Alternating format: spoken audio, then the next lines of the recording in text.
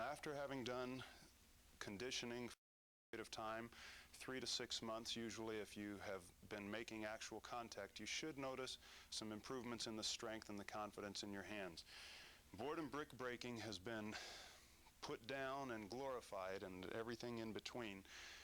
It is not a proof in and of itself of martial skill, but it's the only test we have of actually hitting something without damaging another human being, and so in that case it's useful. Also, as you learn to understand the properties of different materials and how to break them, you can apply that same understanding to hitting the human body, should again the need arise, so that you're not hitting at oblique angles coming in, but that you learn to hit perpendicular to your target, so that you learn the center of a bone or of a target is better than hitting at the end, and little things like that you can learn through breaking. Test cutting with a sword is frequently done in order to check the trajectory of the sword and the sharpness of the blade, and in karate the equivalent of that is tameshiwara, or breaking techniques. Any strong person can break a brick if it's sitting solidly on something. Just enough power and enough force, any strong person can do it. Anyone can take a bag of concrete, mix in some sand, and mix their own bricks, and you'll notice that they shatter very easily with no cracking sound whatsoever and generally cause a lot of powder. Anyone can break a board. It takes nothing to do these things, and in and of themselves, again, they are no relation to karate. They are no proof of the skill of karate.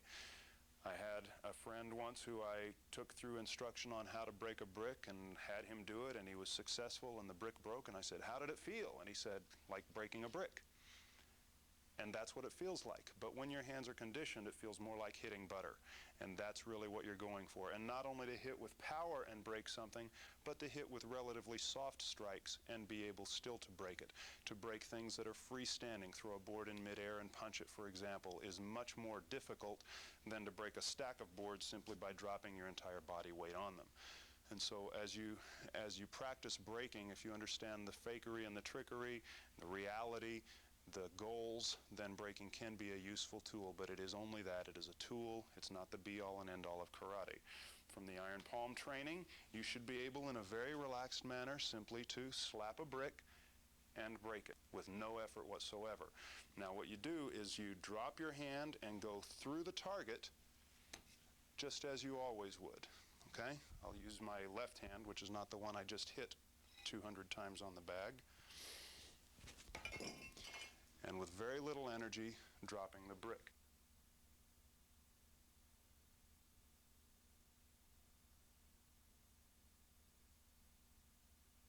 Again, any portion of your hand that has been conditioned can do these breaks. Even the fragile bones in the back of the hand, generally not thought good for this, can be used in breaking.